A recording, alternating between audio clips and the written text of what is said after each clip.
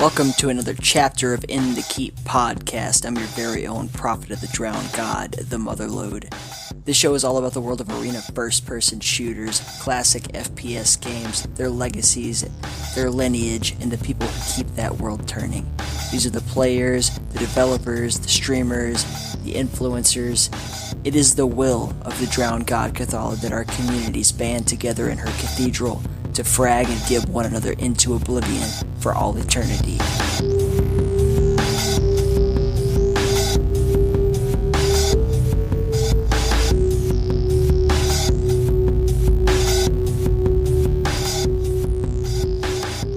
You know, we typically start off the show by giving thanks to the people who support us, and as it is the season of giving thanks, do you want to do a little extra and say big thank you to all of our supporters, particularly those who support on Patreon? So Dots, Moose, Paul, Zach, we love you, man. You guys are fucking awesome, and we really appreciate the consistent support that we've gotten from you guys thus far and hope to keep it in the future.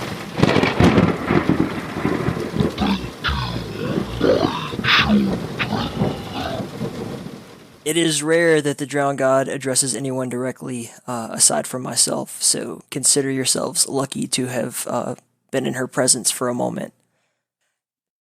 It is that time of year, though. It is time to give thanks, and also, you know what Thanksgiving means? It means right afterwards we're getting into Cathalamus time, which means we're going to be doing Black Friday shopping, and we're going to be doing Cyber Monday shopping, and all that shit, and there's no better way for you to support the community than to use our Amazon affiliate link while you're doing all that crazy ass shopping. If you're going to buy some shit through Amazon anyway, then you can just use our affiliate link, and then it doesn't cost you anything extra. You get that sweet, sweet holiday deal, and whatever kickback we get goes right back into this community, into production for this podcast, to our streams, and taking care of everything that we need to get taken care of to keep the show on the road.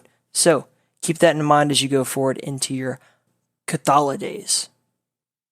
And you can find all of those links that we mentioned before, as well as all of our other bullshit, at inthekeep.com. Now, we've got one hell of an interview to talk about today. We've got motherfucking GNiK, and I have been a big fan of GNiK for over a year now, I want to say, as we watched him rise into the State of Quake and 40 Lions Den tournament scene, really kicking ass in the Quake Champions community. And what I didn't know about him until I really got to talking to him was that he's really young. He's been playing Quake for a long, long time. He's 21 years old, this guy, and he, within the past year has climbed the ranks, played through the Challengers League, and then got himself shipped off to Lucca to the Quake Pro League. And then he beat Brick, and then he established himself as a Quake Pro now, and then he had a hell of a match up against Dehang that I very much enjoyed. So I very much hope that you enjoy this conversation with him, because he's awesome. Now, I did not go to Lucca. I am not a specialist necessarily in Quake Champions, so I brought on Havrix, who is to help us with the interview as well. Now, if you don't know who he is already, he is a journalist for specifically Quake Champions and has been for a long time throughout all of the Quakes over at Quake.cz, and he was also at Lucca taking all the sick photos that you guys saw from Church of Quake. So it only made sense to have him present for this, and I'm really glad he was there. Before we get into it, I will say that the music that you're about to hear is by Immorpher. He is a dark ambient composer who creates music specifically for mods in Quake, and also he makes Doom midis that I think you would really enjoy. Go check out all of his work over at Bandcamp. The link is in the episode notes. And you can also listen to him. I think he was on QuakeCast a few episodes ago, so go check that out. He's really awesome. Great guy, and hopefully we'll get him in the Keep pretty soon too. Now, without any further ado, let's get in the Keep with GNiK.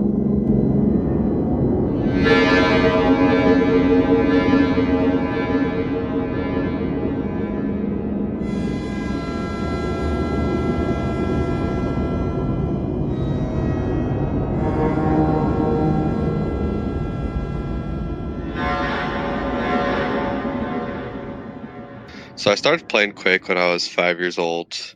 I don't know if like the full story of how it started.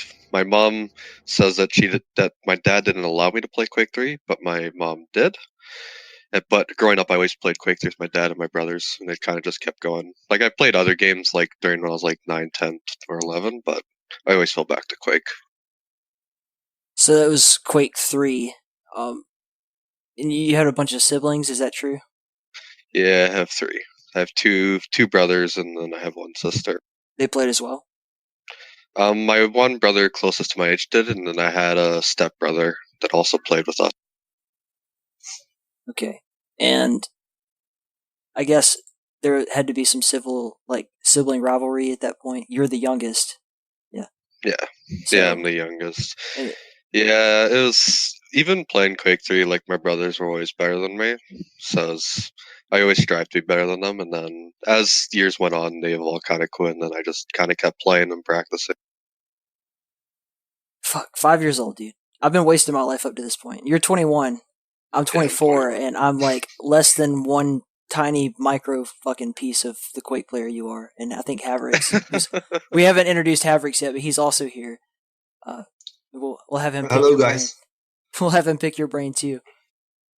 Sounds I'm good. just wondering that basically GNiK can start his like family clan Mhm. and rule the world in TDM or Yeah, capture the flag. That's cool. I think it'd be pretty cool. You should totally do that. The whole family. No, You I think I'll still pass on that one. do your brothers still play? Not really, no. They all kind of moved on. My brother plays more RuneScape nowadays on Quake, so. Like, what do they have to say about where you're at now? I mean, a lot of my family actually watched me when I was playing in Italy, so a lot of them were actually proud and were also kind of shocked. Because when you're growing up and you tell your parents, hey, I'm a top player, I'm going to Italy, they're like, oh yeah, whatever, it doesn't mean anything. And then when I actually showed them the actual flight ticket, the itinerary, they're like, holy shit, you're actually going. So Yeah, it was like it was a weird experience for a lot of my family. But yeah. So your mom and your pops both played? Is that my dad did, my mom didn't. okay? But she just approved of me playing the game That's awesome. and knows of it, So dad broke the barrier for you early. pretty much. Yeah, that's good, man. And like consistently played ever since then. Do you take time off? Like I said, growing up, it was like when I was growing up, like I always played like Combat Arms and War Rock. I'd match whatever my brother was playing at the time. So if it Mm-hmm. was RuneScape, I was playing RuneScape. If it was Call of Duty, it was Call of Duty. It was just Quake 3 was always kind of the fallback. So when I was like 6 years old, so I'd say maybe even 11, like I played freeze tag on and off for so many years. And it wasn't consistent. It wasn't until like maybe 2013 that I played more consistently. Your dad kept you guys kind of up to date tech wise, like playable pretty much at all points. No, Yeah, my like dad kind of had the like top machines. We yeah. had like shit machines, so we mainly use his computers to play. What did he do for a living? He does drywalling for a living. Sick. That's awesome. Like I love it when it's not computer tech. Like Yeah, no, drywalling is a pain in the ass business to be in, dude. I used to do construction work a little bit when I was a teenager, but he's like a huge workaholic. He doesn't play games as much anymore, but yeah. he would like to, but he just doesn't have time nowadays. Well, that's good, man. Like he had a hobby and he passed it on to you, and you became a fucking pro. So Yeah, legacy achieved. yep. So I wanted to kind of talk a little bit. I'm going to pull a page out of Shazik's book. I believe you and I have talked about this before, just us, but GNiK is just King backwards. Correct. You used to go by the name King back in the day. Yeah, there's like so many aliases. Mm-hmm. Like I think my first alias was Rockin' Kamen, and then there's like maybe 20 others in between that timeline, but I was more known for Kane and GNiK than anything else. Was Fat Cracker one of them? Oh yeah, it definitely was. Okay, we'll get to that in a minute. But you kind of came online to me during the kind of the height of the State of Quake season, last year when they really started to take over. It was kind of in a lull when the Quake Champions itself wasn't putting on a lot of stuff. We had just had a bunch of weird updates, and they kind of went offline. State of Quake picked up the slack big time, which they fucking deserve credit for. I never take that away from them. You won consecutively. I think you're like 3-time King of the Hill winner, which is only second to Club, who's won 4 times. I want to say 4 or 5 times. I don't even remember, but yeah. Yeah, a lot. I just checked it before this, and I already forgot. And then you won. I think you did a 2v2 with Effortless that I put on, and on a week that they were off, which was awesome. And then you won the State of Quake duel tournament as well, the State of Pain duel tournament. Yep. And that's kind of like how I saw you come into the Quake Champions scene, and obviously, like right off the bat, dude, you kicked ass. You beat the shit out of everybody. How did had you measured yourself up against tournament crowds like this before?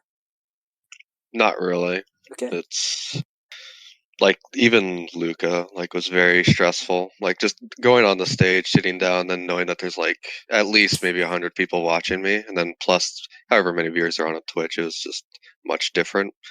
And then even playing State of Quake tournaments and 40-line dens, for example, I was still nervous because I like competing, but I don't like losing. So it's like when you're losing, I start getting shaky, and it's just a bad day. No, dude. I mean, within the course of what a year, not even really, you went from, I mean, someone who is known in the Quake community, but not someone who would won a shitload of tournaments, recorded like your name's on the wall, to a shitload of wins, proved yourself a worthy opponent in any Quake Champions duel, and then all of a sudden you're at Lucca. So yeah, that's fucking great, dude. I'm fucking proud of you. Thank you. There's huge respect from me because this is like a, let's say, rocket entrance into the community. Mm-hmm. And I can't recall anybody who basically have same story as GNiK. No, because most of the players that are in Pro League or were competing in the challengers spent, let's say, ages in active community.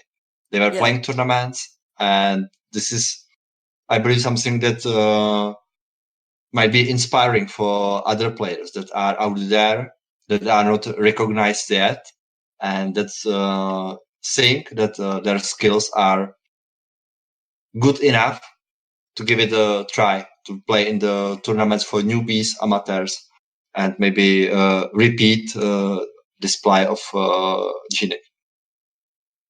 Was the thing is that you weren't playing in like the diamonds in the rough shit. It's not like we watched you rise. We saw you immediately just show up on top. Even in Quake Live, I wasn't like a top player, but I was like practicing against a lot of like the higher ups, like even Rafa to some degree, and I played against Dehane, and when 04 was playing, I used to play against them and Chance. Mm-hmm. As a fucking child. Yeah, this was like 3 years ago. So I've always played at the top, and then when Time Limit Duel came out, that's kind of when I cared a lot more, because Time Limit Duel is kind of my home, right? Because Quake Live is all, 10 minutes, 25 seconds for armors and 35 seconds for megas, and then same aspect in Quake Champions, and then the abilities became utility based, which is something I liked a lot more. So I do want to talk a little bit more about Quake Live. You went from playing Quake 3 right off the get go. Obviously, Quake Live kind of took over. You played for quite a number of years. I want to settle a rumor. I'm really sick of fucking hearing about it. I told you about it before we got on the air. So people fucking keep bringing up this bullshit about you aimbotting when you were like, what? How old were you at this time? I was like 13, 12, okay. 13. So Fat Cracker was an aimbotter? No, it was before that. Okay, roll us back. Tell us the whole story. So I cheated in 2011. And then I also cheated in 2012, like very early 2012. It was, if you put the timelines together, it was like December to like, I'm going to say April. So there are 2 separate instances, but I cheated. Both times were like, I was a nobody. Nobody knew who I was. The only reason why people knew that I cheated was because I decided to make an article on ES Reality admitting to such, which I don't know why that is stupid, but it's whatever. It's in the past, right? But when I cheated, I was like very obvious. Like I didn't really hide it at all. Like it was probably the most obvious thing, but I was like 96% OG, 100% real. Like it was dumb. But people keep thinking that I cheated past that because I would always circumvent the Quake Live ban for the cheating, and I would always get banned for circumventing that ban. So everyone just assumed that Fat Cracker and then when I had Keen 3 and all that was all just banned for cheating when it was really just a ban evasion. Mm-hmm. But I only cheated in, like, I'm going to say November and December of 2011 and then April of 2012. So why? I guess that's the question. Like, what brought you to do that? Boredom. I mean, I was like, honestly, I was like 13 years old. Like, I didn't even really know much of the Quake Pro scene. Like, I didn't even know being a pro was a thing. Yeah. Like, if I knew that I would be at this point, I probably wouldn't have done it. But when you're 13 and you're living at home, or not living at, well, obviously living at home, but going to school, like, you don't really care. Like, I didn't really care about what I was doing. I was just being a kid, right? Yeah, that's what I thought better. too. It was my first reaction. Like, I think it was Smango that kind of brought it to my attention because he kind of connected. Like, okay, you're going to Lucca and all that shit. He did his article with you, which is really cool. Check it out, quakefans.net. And then I was like, my first reaction was like, who gives a fuck? Like, I don't care what he did when he was 13 years old. Like, why would anyone give a shit? Like, if you held me responsible for something I did at 13, I would be in fucking prison probably right now or some shit. Like, Exactly. everybody I know did something fucking stupid. But it's okay. People blow shit out of proportion. People are just, they never let up on it. Like, when I made that article on Yes Reality, I remember like being like 13, 14 years old, watching people tell me to go kill myself. I'm like, dude, it's a fucking game. Yeah. Like, I'm sorry, but like, I understand why I did is stupid and all that, but like, telling me to go kill myself is not really the appropriate answer to that. No. It's unfortunate that people have to be like that, man. But like, hey, slap on the wrist, don't do that again. You're not gonna. This is also what I said. Is like, well, he's not gonna fucking cheat on LAN at Lucca. Like, he can't. They're gonna fucking. What all do they do? Walk everybody through the steps they go through to make sure. There's literally admins sitting right behind me. Like, if there's any funny business, they'll be the first ones to know. Yeah, these guys are fucking big too. I bet they could kick everybody's ass. I was watching it. I was like, Jesus Christ, these motherfuckers are huge. The tech guys, even the whole deal is like, they're like bouncers at a fucking strip club.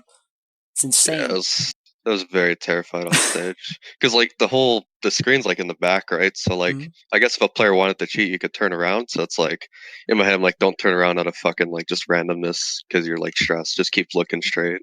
Like, I was like so stressed about it. Well, let's get into that a little bit more. So I'll let Havrix kind of steer the interview from here. I know he's got some questions lined up for you, but how did you get the invite? Like, you played in the Challengers League, and then walk us through that whole process. So I played the Challengers. I had to play 8 weeks, and basically you have to get the top 2 highest points in the actual division to qualify for Lucca. And pretty much, I played Dewey a lot of times, and I beat him like 4 times compared to his 1 time.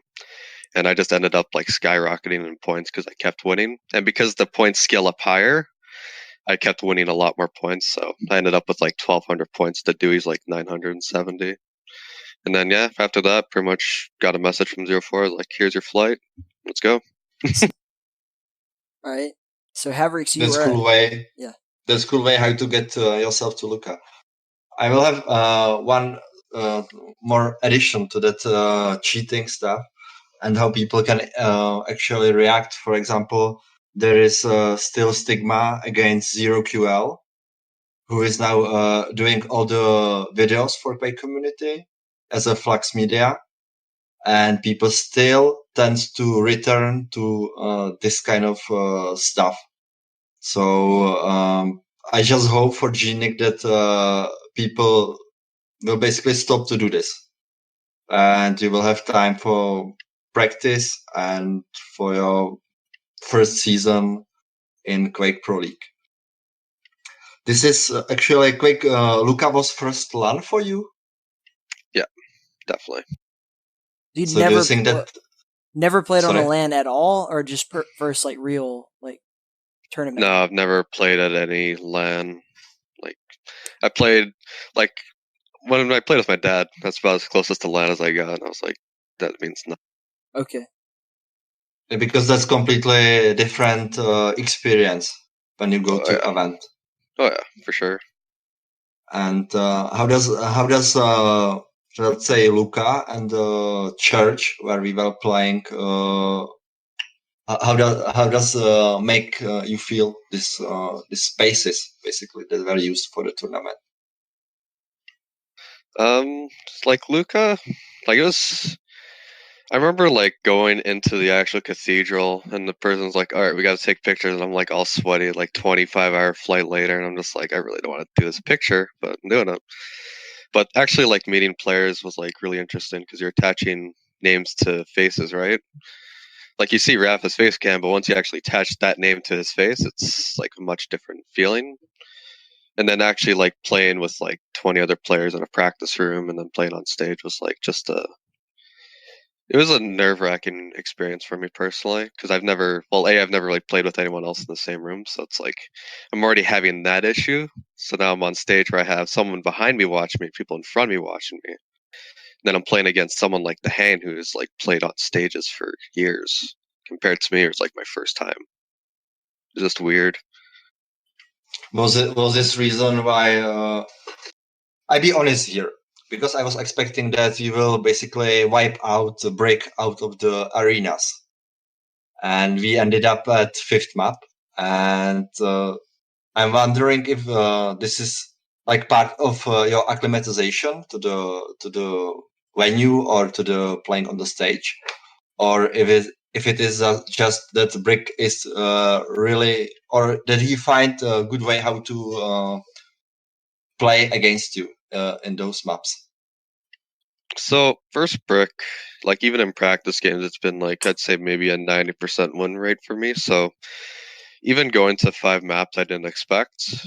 But he honestly just played a lot better. Like I only played Dewey 1 game or 2 maps, and I played Effortless 1 game, and that was about all my practice I had for LAN. And it's much different. Like versus brick, he destroyed me with rockets a lot more. And in online, like you can play around rockets because they're a lot more inconsistent, but on land they're like 100 damage. So I always took way too much damage versus him, which is probably why I lost. And then the one play with the scale bear also, was very detrimental to me. Made me cry. I agree on scale battle. I hate him. So tough to face him because you always have that feeling that you are getting damage when Yeah, you get to close quarters with him. So yeah, it's really like uncomfortable to play against him. yeah. And Like, is it? sorry, Go go on, on. please. Okay, I'll go on then. So when I was like down 2 maps first break, I'm like, well, I'm probably gonna lose this. So I guess I get to enjoy my stay in Italy. And then after Blood Covenant was like, okay, maybe I can win. And then Awoke, and I'm like, okay, this is like one of my better maps. Like I should win this. And even that game was like mildly stressful, but I'm happy that I closed it out. And Brick played like really well, like much better than even I expected. Especially that Molten Falls was a great map for both of you, and that finishing frag. I don't know what actually happened there with Galina and Scalebatter. It was crazy, but yeah. Is it really different when you play on LAN settings with Quake Champions and online? Is it that big difference? Huge difference. It's a big difference in terms of rockets for me, but that's about it. Like LG and Rail feel the exact same. It's just rockets you can dodge them, but you can also take a lot more damage from them. So there's just kind of that aspect. And then that's about it. And obviously with the stage with nerves, right? But I mean that's something you can fix. With land and rockets, it's just different overall for me. Hmm. So, You then go on, Marlot. what when I first played Quake Champions on LAN, it was at QuakeCon, and that my first reaction was, as you said, LG and like Rails kind of. It's always client side hitting with those. Like even though you can have like a bit of a lag trying to hit someone initially, or if you watch like someone actually playing high ping on a Yeah. video of them, playing Crossfire. As far as they're concerned, they're hitting you, but if you watch it back, it kind of looks like they're trailing you with an LG or something as they're tracking. Yeah. As you said, rockets, huge difference. I mean, they're like it feels like right on time. It's not like the best D-lag in Quake Champions. However, the feeling of it to me, like you kind of get used to it. You have your muscle memory and everything as you're playing with your rockets, with your LG, with your rail. You stay the same for LG and rail. When you're in person at a LAN, the rockets being different can throw off everything, at least in my experience. Like your whole muscle memory has to change and kind of get used to it. Go back to what you were saying. Who?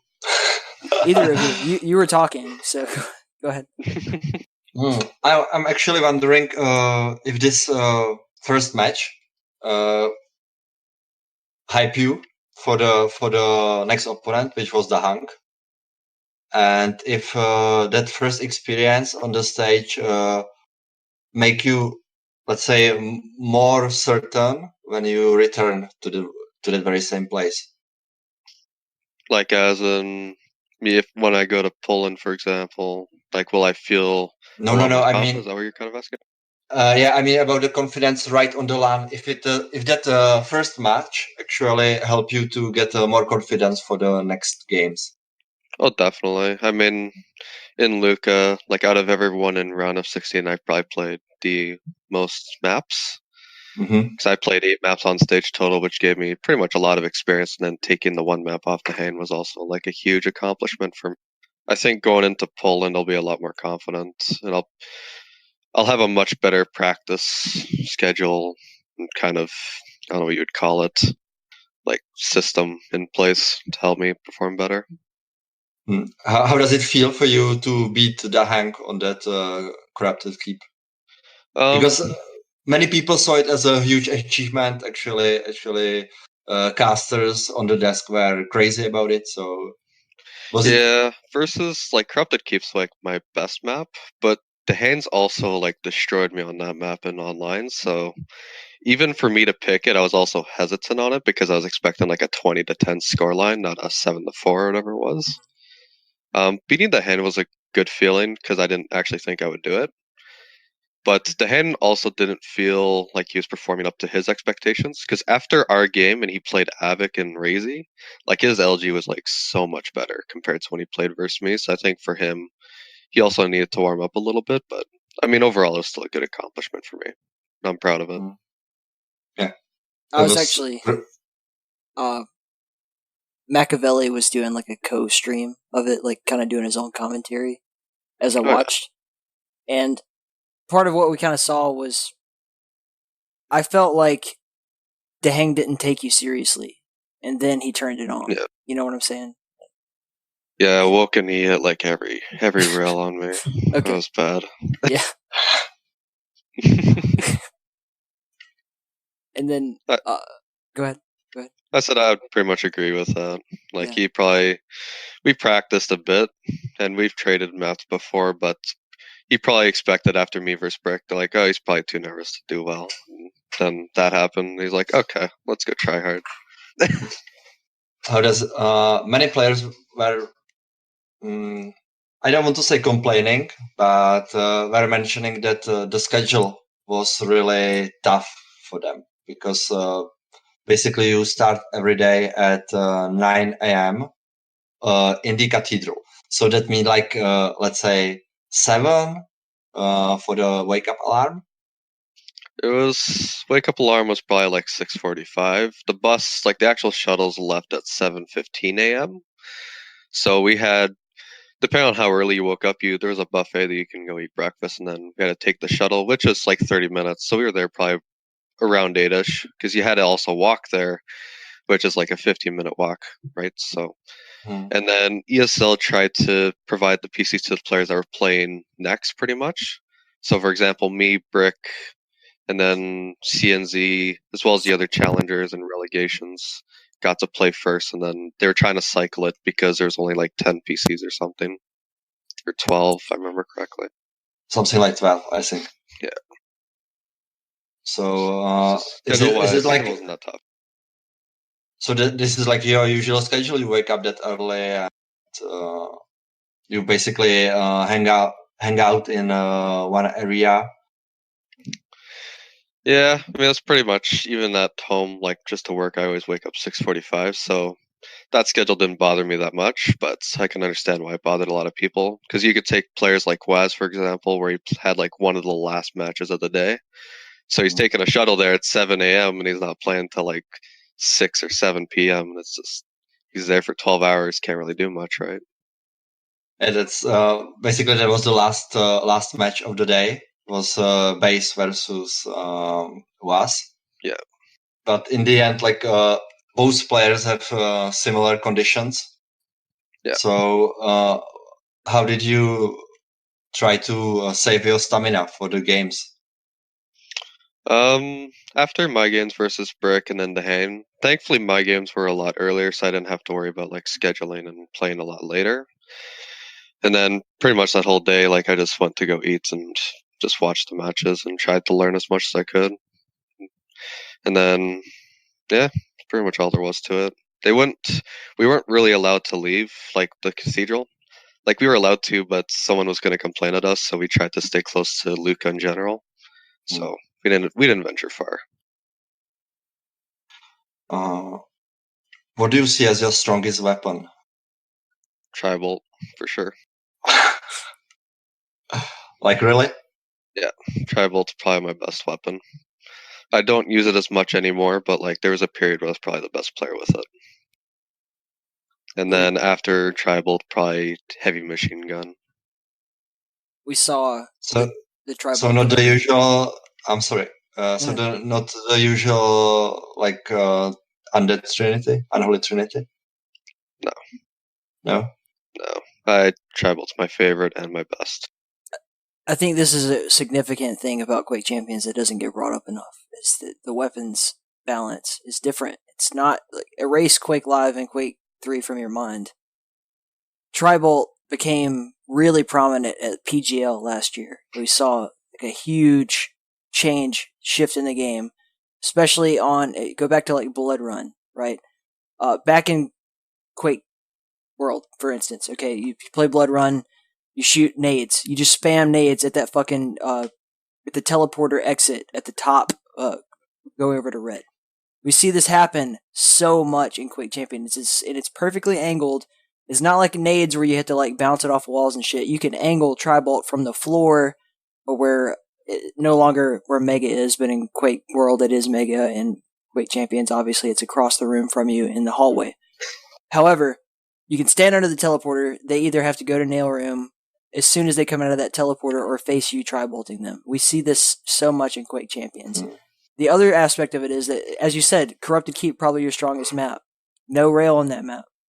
No rail in Quake World either, but not the point. The point is, if you're good with a heavy machine gun, you can really tear someone's ass up. You see this on Blood Run. You see players come out on bridge. Okay, so you're running across bridge towards where power up would be if you were in a team mode. Someone's standing over by Mega. You see them come up the jump pad. You have the choice. You can rail them. And yeah, if you hit the rail, good for you. And not everybody's going to fucking hit a rail, especially not on line. And land, you're probably fucking nervous. You could tear someone's fucking ass up with a fucking MG on this game. If you're zooming, and most of you guys playing top dog are pretty much keyed in, zoom when you use it. You get 15 damage a hit. You get 4 or 5 of those, you're doing 45, 50, 60 damage, something like that. More if you can keep them for a long time. By the time they come around and rail you or do anything at all to defend themselves, you've done a shitload of damage. You can completely negate the mega health without having to worry so much about trying to rail someone. So this is a vast difference between Quake Champions and every other Quake that's come before it. Is that the MG is super powerful, like really, really strong weapon. Very. Yeah. And on maps like Corrupted, like you can spam it like in the second level above Mega, and as someone's like coming off Portal after they just taken heavy, you can like take 100 damage minimum because you're just exposed completely. HMG is kind of underrated for a lot of the lower tier players, but it really should be used a lot more. Thank you for the pro tip, because I'm always hesitant to switch to heavy machine gun, for example. I mean, there is the spray that you have to get used to, but once you zoom in, it's like 100% damage. That was a recent patch, like probably one of the last 2 or 3 patches that we saw, was that they really reduced the spread difference, because it used to be zooming spread was different than regular shooting spread. I'm actually impressed I remember all this bullshit. But yeah, that and also shotgun, same way. We also saw the shotgun become very prominent, especially in this Lucca tournament, more so than I've seen in previous tournaments. Do you have anything to say about that? Because Dahang used it on you, big time. About shotgun? Yeah, it seemed really prominent. Shotgun's overpowered. I think they should nerf it. I think it's probably the worst weapon to play with. There's players like Rafa that can do 80 damage to me across the map, and I do 5. It's just the gun is so inconsistent. So even playing versus the Hane, I was always hesitant on using it. I'm kind of thankful that the RNG gods were on my side. I could do the amount of damage that I did versus them, but I hate that weapon. I think it should be nerfed a lot. I think it should either go back to 100 damage or go back to go to 80. I think it's just too strong. Even off spawn versus brick, I did 200 damage to him, which is shotgun. Okay, so now I have to ask you a question. You're a pro player now. You could say I think they should nerf it, and they'll probably now that you're kind of up there, take your thoughts into consideration a bit more as they patch the game. However, I would also say, do you not just see it as your responsibility to exploit that weakness? If you know it's an overpowered weapon, why would you not just use it? I mean, like I said, I do try to use it, but the gun is so inconsistent. I can never hit well with it. Okay. So I don't know if there's an angle I need to hit it with, but the gun's always a write-off for me. It's a 20% win rate for me on that weapon to win a fight. So you played Doom 2? A little bit. You know the secret with the shotgun in Doom 2, right? You aim a little bit to the right. The spread is actually bigger on the left. You get more pellets to the left of your shot. So if you aim a bit to the right, you do twice the damage with the super shotgun, which is why it's so prominent in Doom 2. Yeah. So I don't know if that's the case in Quake Champions or if there's anything even akin to that, but that's just it can be that subtle. It really can be that subtle. Just line them up, man. And also, I will go back to that tribal because also in Lucca, I was really surprised by the usage of the weapon. And we were speaking about it a few weeks ago, basically. But you see that the player use it more, let's say, fluently. You know what I mean? That when the tribal was first introduced, people use it it was in come on, when you have a spasm on the muscles, that it was they were really sad about using that weapon. So now I see that they are using it really easily. That it have its place in the arsenal. Yeah, but tribal, the early stages of tribal were awful. And then there was that one era, 2 months where it was just so OP. I remember playing 2v2 with Febmedic and even just pugs in general. Anytime there was a quad, I would just pull out Tribal and just throw it everywhere and just do 200 damage instant. I think Tribalt's very balanced now. I think my only issue with Tribalt now is the range. I think the range is too long, but it's a minor issue, and it's really not an issue anymore because no one really uses it a lot now because everyone knows kind of how to counter it. So it's just a utility weapon. Did you set any goals for you in the stage 2? I'm going to try to practice more, but I work a full-time job already, and I already work a second job. So having Quake as kind of a third part-time job for me is going to be tough because I already don't have a lot of time. So practice-wise, it's going to suck for me. Mm-hmm. And then going to Poland and all that, so I have to. Yeah, I'm going to try to practice more, but that's all I can really do right now. I don't have much time in my schedule to play the game a lot. So if the schedule will be same as in stage 1, every Sunday you should be ready for a game. Well, stage 1, I just played the Saturdays, and I'll play a day before. I'd actually never practiced going up in the challengers. It was very rare that I did. And then stage 2 will probably be similar. It's going to be pretty limited practice. I'll try to play more on weekends, but that's about it. The only goal is to not get relegated, so. So like made it to top 8. Yeah, pretty much. Because from my point of view, Quake Pro League for Americas is now much more challenging than it was in stage 1. Yeah, It's like definitely. I don't want to be rude towards Sip or Brick. Please, Because just talk freely. Don't worry about being rude. it's like, I'll handle it. man, okay, you have to go to Katowice with me if they decided to go there, and yeah. But it will be more challenging for everybody, I think, with you and Dewey in lineup. So you basically know that you can beat Dewey. Yeah, I think Dewey. I think actually Dewey will probably be like top 6, maybe top 5. I think Dewey's pretty good actually. Like his playstyle is so much different from everyone else's. Like even playing him in challengers was stressful because he can play very passive, and I'm very aggressive, and I hate playing passive because I'm patient. So trying to like make myself play plus back for 20 minutes or even 30 minutes if we got to map 3 was like very hard. But I think Dewey's playstyle is going to annoy a lot of players. So I think it wouldn't surprise me if he goes to like top 6. It was actually a tactic he chose for his first map against Sip. He was passive all the time, and basically one fight decided whole map. What was let's say best match according to you from Lucca? What was the most crazy?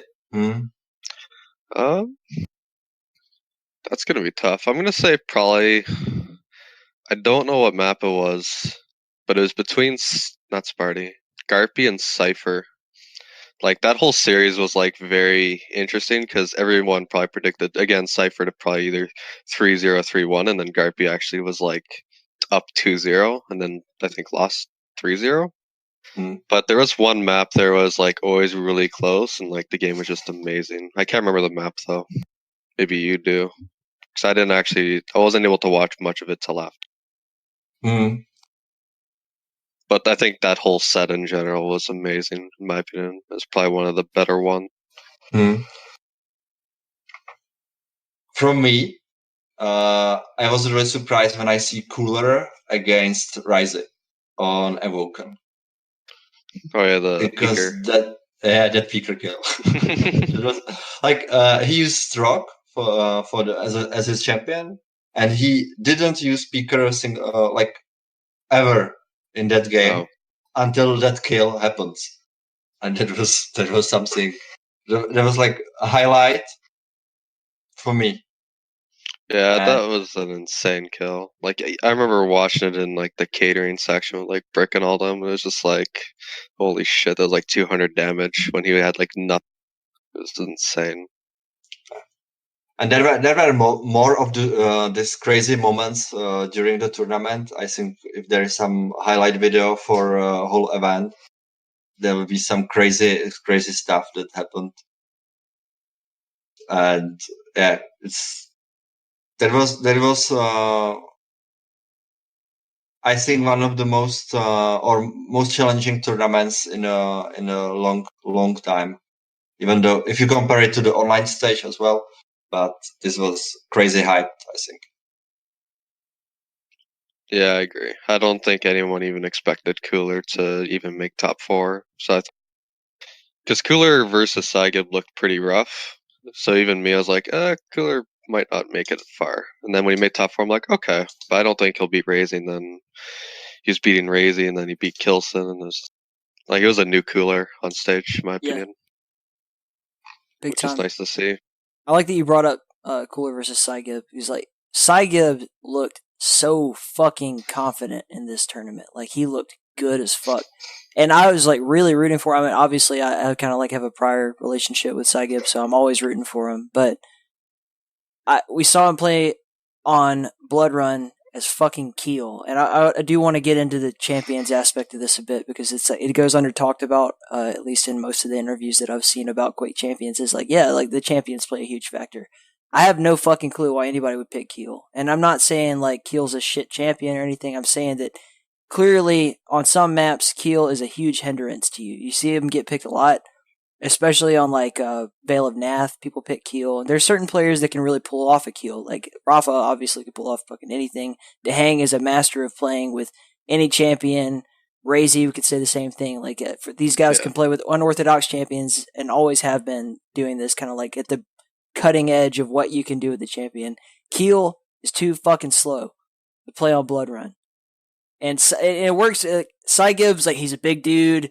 Like, he's kind of got that lumbering thing. It feels like Keel, like, works. Like, Keel moves like I imagine Cy Gibbs moves when he's on a basketball court or something like that. But it's felt like such a hindrance, especially, like, he's, playing against champions like Slash, like Peeker, who's become, Strong and Peeker has become, like, a huge thing right now with the new crouch sliding aspect of it and all that. But I just feel like every time I saw someone pick Keel, they got fucked, and I didn't like it. And it's like you pick Keel, you're handicapping yourself, and if you win, it's a miracle. It's because you're a kick-ass player. It's not because Keel was the right champion to pick.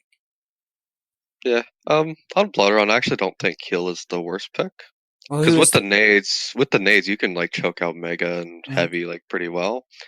Like obviously he's bigger, so if you're taking like a lot of longer range fights, your chances are you're gonna lose him. But Saiget's very good at like aggressing in general, so I think Keel on that map fits him a lot better than people think. Than most people think.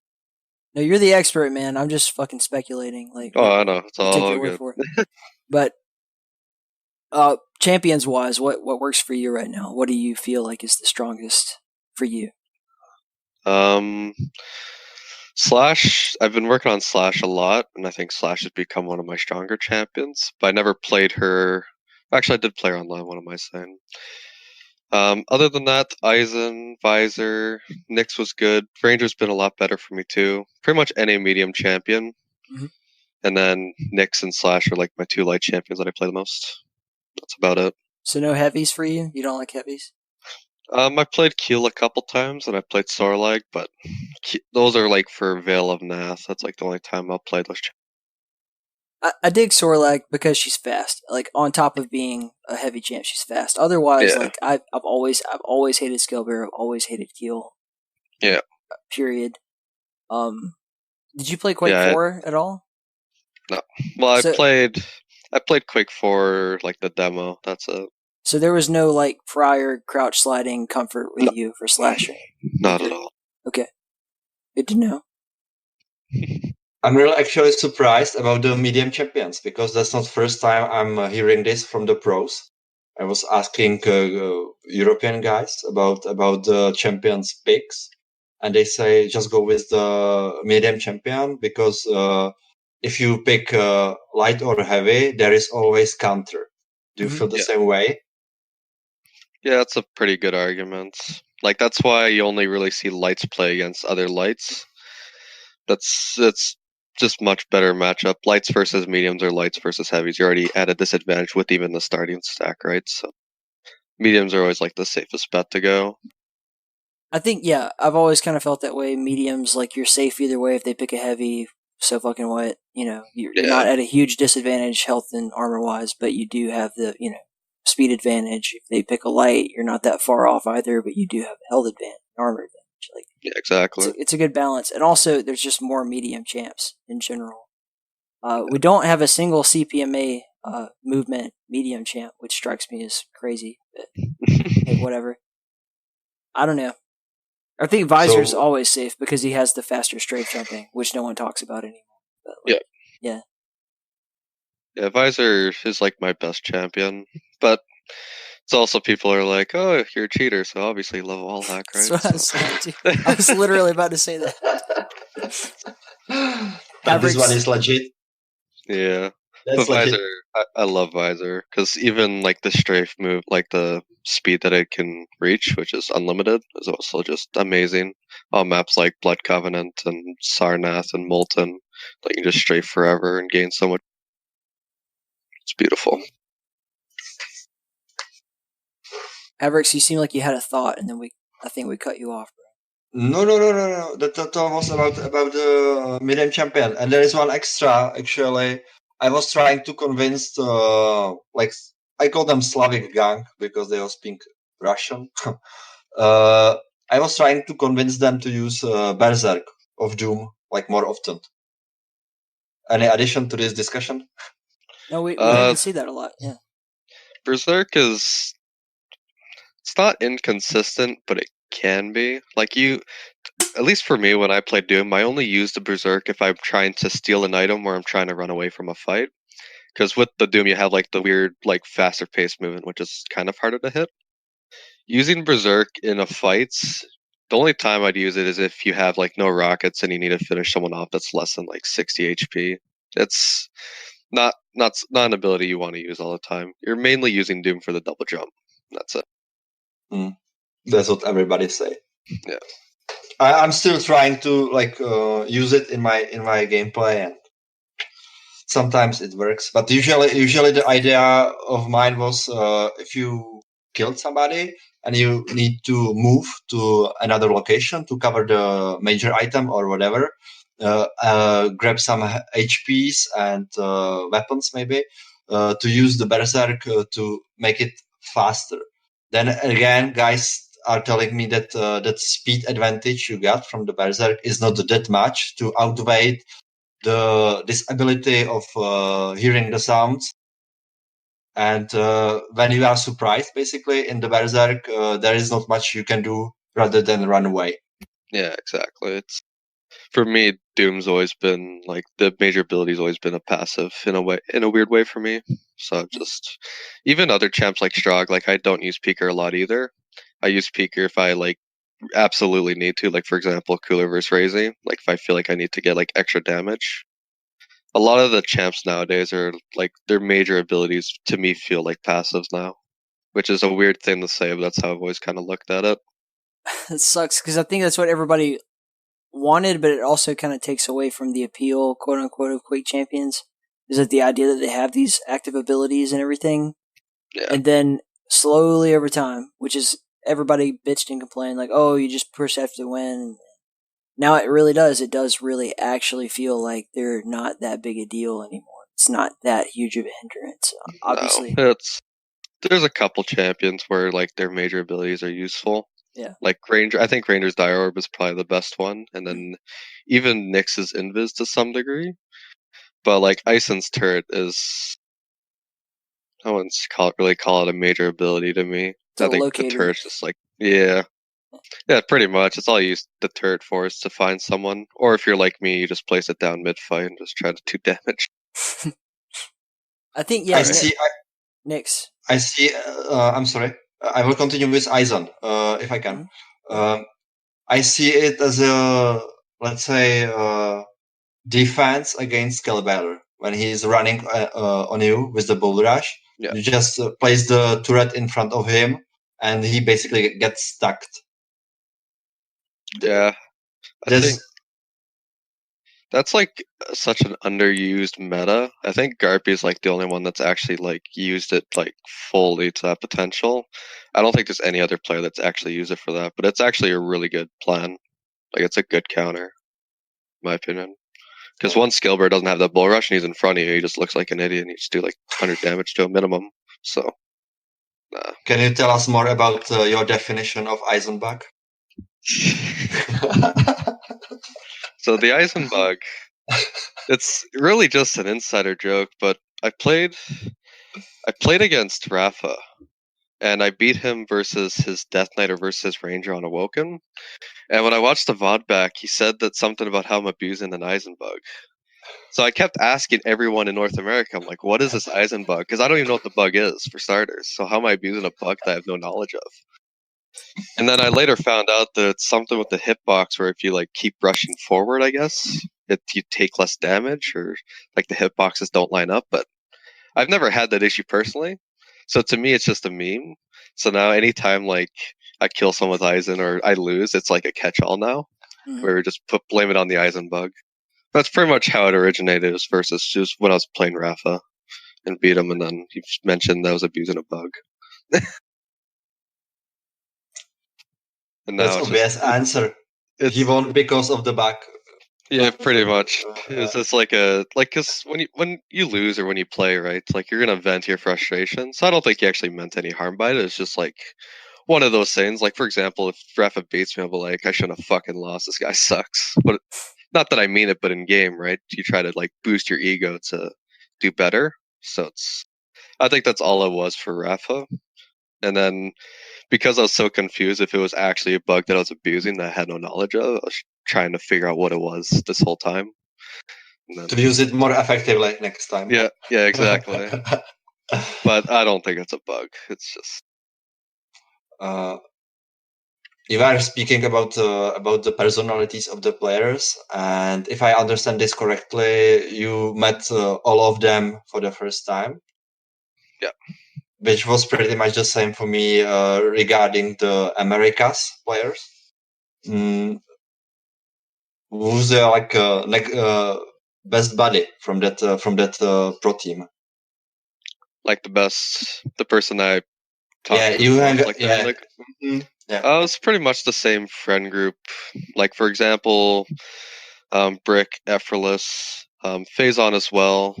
Like those three in general, I was probably around the most. But that's also because I also talk to them a lot more. And me and Brick, we always talk about Quake and talk about games and all that. We've always been pretty close with each other like that. Not like close as in like best friends, but like close as in like good Quake partners, I guess. Or Yeah. Other than that, I'd say I probably hung out a lot with Sygib, and then I had my actual friend there too, which helped. And then a little fist bump in the background. But yeah, that's like the core that I remember. And then Dramas, I met Dramas, and I've talked to Dramas a lot in Discord, and me and him was actually really cool. And then Dehaen and all them. I mean, everyone was amazing. Me and everyone. Dramas is a really cool guy. Like he's yeah. very interesting. I had dinner with him after QuakeCon, and like for some reason we had to go to an Italian restaurant because he would only eat spaghetti and meatballs. I don't know if that's like a real thing with him or if he was just fucking with me. But he's got like very allegedly very strange eating habits. But he's like not. I don't know what the deal is. Dramas, you can come on and defend yourself anytime you want, man. I never actually ate with Dramas. I think I Yeah, only ever. I'm trying to remember who I actually went out and ate with. It's pretty much like Brick, Effortless. I think we had lunch with Mojo once. That's about it. And then we went to McDonald's. I went to McDonald's with like Dewey. Oh yeah, I hung out with Dewey a lot. How am I forgetting? Me and Dewey talked a lot that weekend too. But like, I don't know if you guys see my Twitter where we have like the pictures of like all of us going to McDonald's and ordering beer. It was like the highlight of the weekend. And 40's like, let's go to McDonald's. Like, we're in Italy. Probably shouldn't, but okay. But like that whole weekend, I pretty much ate McDonald's, which is the dumbest thing to do in a different country, in my opinion. But after I found out McDonald's sold beer, I was pretty much hooked. yeah. I would go. I hate McDonald's. I would go to McDonald's in Europe just to say I did. A Royale with cheese, man. Yeah. Havrix, you get to speak as the native European. Like, you've never been to an American McDonald's? I was, actually. Okay. Was it dog shit compared to European McDonald's? I think that they sell basically the same shit. Okay, fantastic. For me, like worst McDonald's was, I believe, in Chile. But because that was because of the quality of Big Mac I did get there, it was like sweating, you know. What? Yes. I don't know, man. It's like I'm used to have my burger basically crispy. That is something what it should be probably. And yeah, they serve me this, so that's my worst experience from McDonald's. But in the end, I'm old man and I don't eat in the fast food that much nowadays. So I was surviving Italy on pasta and basically catering at the venue, which was in my eyes amazing quality if you pick well. Some of the food yeah, because there's a something that was in my eyes, maybe GNiK have no experience to compare it, but this event was so small that you have everything on one place without any, let's say, huge interference from the crowds that will be issue in Katowice, I think. And that was really amazing on the event. That you just go to the side hall of the church and you climb up, and there was catering, which was basically claimed by Team America for the Saturday and Sunday. Yeah. Because most of the Europeans get stick downstairs, and guys from Americas were chilling up. And there is. I will continue on that players if I can. You were basically mentioning guys from Americas. Did you find somebody from EU to hang on or hang with? Not really. It was pretty much American players. Like a lot of the Europeans were kind of like had their own groups kind of going, so they're all. I think the only European that I hung out the most with was Sparty. At least that's the only one I remember hanging out with the most. And then I met like all the European players, but we never really like did anything after the event. We pretty much just talked during the event, and that's. Because I have same feelings. I was writing that in my review because there is different chemistry with Team America, with all the guys from America's Quake Pro League, and then European guys. Because Europe is like you have 6 players that are speaking Russian, or natively or learned. Then you have Chain that can join them and speak Russian as well, which was fucking surprising to me. It's like I was joking, and I was speaking to him in my awkward Russian, and I was asking him if he speaks Russian, and then he started to speak like fluent Russian, and I was blown out. So come on, what's good? It's like I'm the only one who don't speak Russian, and that's basically change whole European group, because you have 6 players that speak Russian. Then you have 2 guys from Sweden, which again I don't want to offend anybody, but they are like Toxic, for example. He's just let's say me and my PC. That's all you can have from the event with him, because there is no much space to talk to him, because you have always time or you have always feeling that you are interrupting him somehow. Yeah. Yeah. That's pretty much the same thing for me and a lot of the European players. Like I met Hran and Avik. I probably talked to them and maybe Cypher like maybe one sentence, and that's it. But yeah, I just kind of let them do their own thing. Because Avik also had to drive like 15 hours, and I didn't want to bother him on his day of practice, so it's let him be. Yeah. So, are you looking forward to Katowice? Because it will be a completely different experience, I think. Oh, yeah. Do you know what to expect? I don't know really what to expect. I'm hoping this time the flights go a lot easier for me, because I missed my flight to Italy initially, so trying to get that all sorted out, so it's not fun. So hopefully flights go smoother, and that's for the actual events. It's gonna, well, because it's Katowice. I assume it's going to be probably the same stadium as like the CSGO majors were holding, just in a smaller area, so it's going to be a lot louder, I think. So I just have to adapt to that. Because Polish Quake is pretty strong, and always used to be.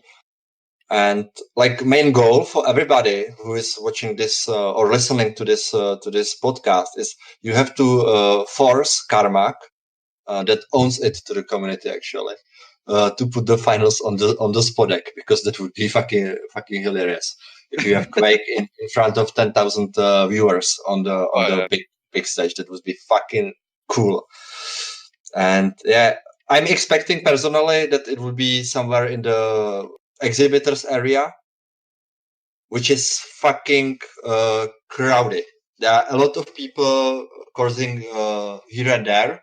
So I'm wondering how they solve the situation. So you have some space for yourself, for your preparation.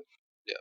Usually, Katowice have extra gym that is only for players. So no press, nobody else can enter that area.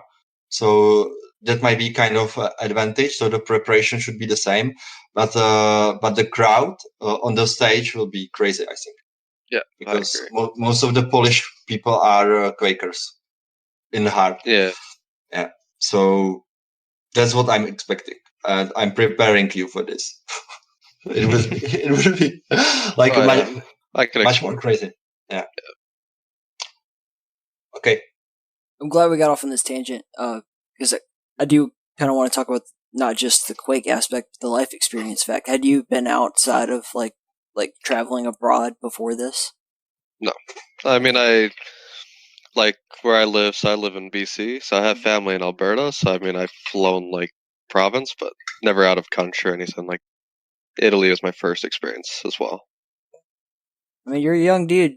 I mean, this is pretty cool, man. Just get fucking flights to Italy for free and shit. You know, you're gonna go to Italy, go to Poland. You're gonna very likely you'll be in Texas next year if you keep it up. Yeah. First of all, Texas is fucking awesome. Like, I'm not a native Texan, man. I'm from fucking like bumfuck Alabama, but like Texas is awesome. Don't smoke weed there. Don't get caught smoking weed there. Have a great time in Texas. the Gaylord Arena is one of the coolest places you'll ever go in your fucking life. It's so cool. Like, QuakeCon is a fucking super awesome party. I really can't wait to see you kind of like do all this.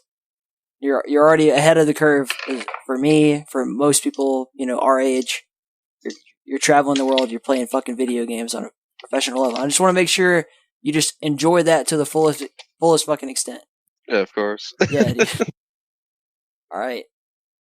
I have one joke for you guys. Oh shit! Because no, come on, you can cut it off, man. But I learned about like a restriction for the marijuana in Texas hard way. because there was in 2007 on QuakeCon there was guys playing on the stage, and they have some nickname referring to marijuana. And Todd Hollandshead was making like a shoutcast of that. It was, I don't know, some fans battle or whatever. And I shout on him that he would smoke that weed as well, and he was just turning around and say, "No, in this country, man." So we knew, man, it's hard. So basically, it was in the same situation as Dramis, because he traveled for the first time as well. Because there are some crazy stories of the pro players. You traveled for the first time, and like around the globe, basically.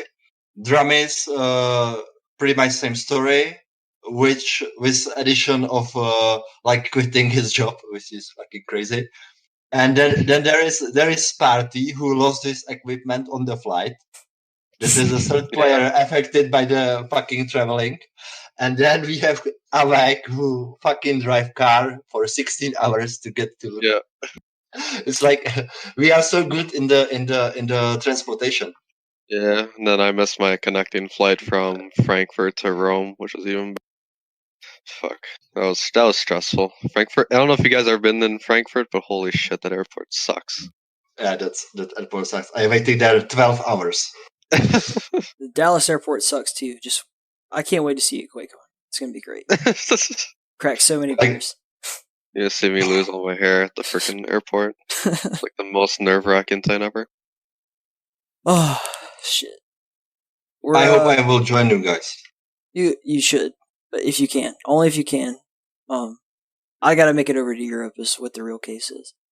Yeah, exactly. But we're well past the hour mark, guys. We can keep talking as long as y'all want to, but feel free if you have any closing thoughts. You want to get the fuck out of here? That's cool. Don't really have any closing thoughts right now. I'll let you go, Mr. Harks.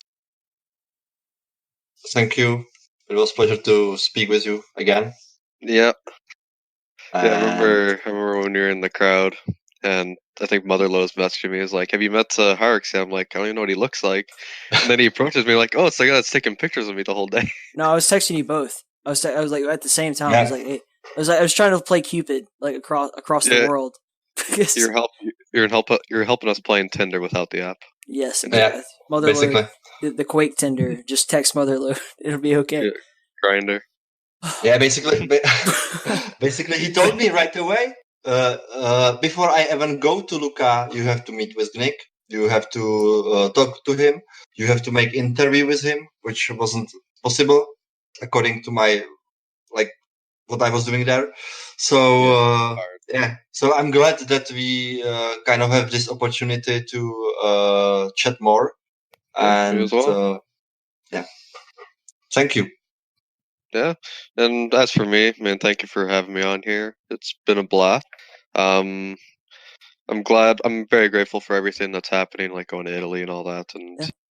pretty much everything that's going on right now, and everything that is going to go on the next 3 or 4 months now will be exciting. So very excited to see what happens in the future, and hopefully I stay in the league enough to go to Texas, because I am not paying a flight to Texas. Well, we'll be rooting for you, man, and hopefully we'll catch up with you again after you Yeah. get through the next stage and everything. We'll see how it all goes. But good Yeah, fucking sure. job, Havrix. Great having you. Respect, man. Thank you. Hugs and kisses.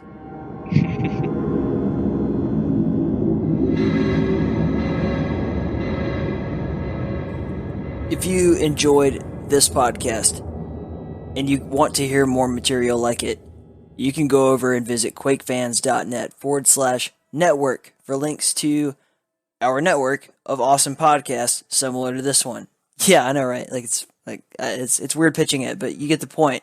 You can find links to more in the Keep podcast. Go back through the catalog. There's a lot of really cool guests back there. You can listen to Doom is Dead ? Podcast ran by Human Bones and Dewsome of the Multiplayer Doom Federation. It's a really fucking cool one that we actually produce right here at the Keep. Also, you can check out the Quakecast by Dump Truck and RC and sometimes JCR. You can check out Beyond Strafe Jumping by Shazik, which is fucking cool. And also Full Tech and the Retro 20. Each of these ran by your very own QuakeFans.net proprietor, Smango. Please go check these shows out. I hope you enjoy them.